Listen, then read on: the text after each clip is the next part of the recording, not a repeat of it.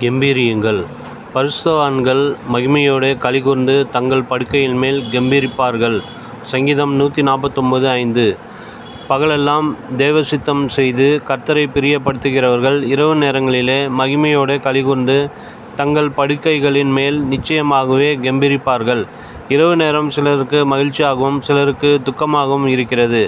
ஒரு இரவு என்பது எகிப்தியருக்கு புலம்பலும் அழுகையும் கண்ணீருமாய் இருந்தது. அவர்களுடைய தலைச்சன்களும் மிருக ஜீவன்களும் சங்கார தூதனால் அழிக்கப்பட்டதே அதன் காரணம். ஆனால் எந்தெந்த இஸ்ரவேலர்கள் தங்கள் நிலைக்கால்களில் ஆட்டுக்குட்டியின் இரத்தத்தை விசுவாசத்தோடு பூசியிருந்தார்களோ அந்த வீடுகளில் மகிழ்ச்சியும் களிகூறுதலும் உண்டாயிருந்தன. கர்த்தர் அவர்களை பாதுகாத்து தயவை எண்ணி பாடி துதித்தார்கள். நாளெல்லாம் பரிசுத்தமாய் வாழ்ந்து சாத்தானுடைய சோதனைகளை மேற்கொண்டு ஜெயம் கொண்டவர்களாய் படுக்கைக்கு செல்லும்போது அவர்கள் கர்த்தருடைய கிருபைகளை எண்ணி பாடி மகிழ்வார்கள்.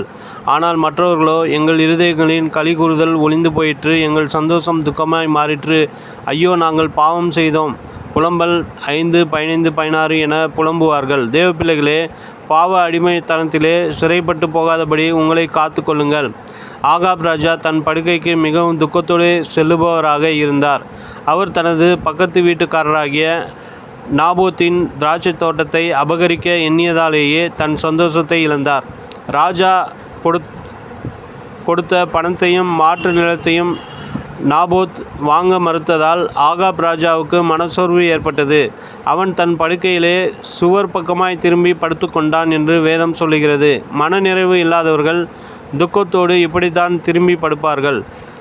சில வேளைகளில் கணவன் மனைவிக்கிடையே சண்டை ஏற்படுவதுண்டு. மனைவி விரும்பும் சேலையையோ நகையையோ கணவன் உடனே வாங்கி கொடுக்கவில்லை என்றால் மனைவிமார் கோபமடைவார்கள். உங்கள் அம்மாவுக்கு என்றால் உடனே வாங்கி கொடுப்பீர்கள். நான் இந்த வீட்டில் ஒரு வேலைக்காரி மாதிரி தான் இருக்கிறேன் என்று சொல்லிவிட்டு திரும்பி படுத்து கொள்வார்கள். சிறிய காரியத்தையும் பெரிதுபடுத்துவர்களுக்கு நித்திரை வருவதில்லை. பவுலையும் சீலாவையும் பாருங்கள். அவர்கள் எவ்வளவோ அடிக்கப்பட்டார்கள். அவர்களுடைய கால்கள் தொழுமரத்தில் கட்டி வைக்கப்பட்டிருந்தது. ஆனால் அப்போதும் வாய் முறுமுறுக்கவில்லை. கல்வாரி நாயகனின் அன்பும் தியாகமும் அவர்களுடைய உள்ளத்தில் மகிழ்ச்சியை கொண்டு வந்தது. அவர்கள் கம்பீரமாய் பாடி துதித்தார்கள். வேதம் சொல்லுகிறது, நீதிமானோ பாடி மகிழ்வான். நீதிமொழிகள் 29:6. உம்மை நம்புகிறவர்கள் யாவரும் சந்தோஷித்து என்னாலும் கம்பீரிப்பார்களாக.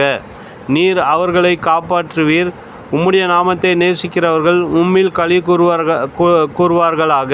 சங்கீதம் 5:11.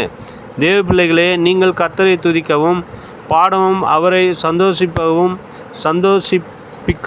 அழைக்கப்பட்டிருக்கிறீர்கள். நினைவிற்கு, சமாதானத்தோடே படுத்துக்கொண்டு நித்திரை செய்வேன். கர்த்தாவே, நீர் ஒருவரே என்னை சுகமாய் தங்க பண்ணுகிறீர். சங்கீதம் 4:8.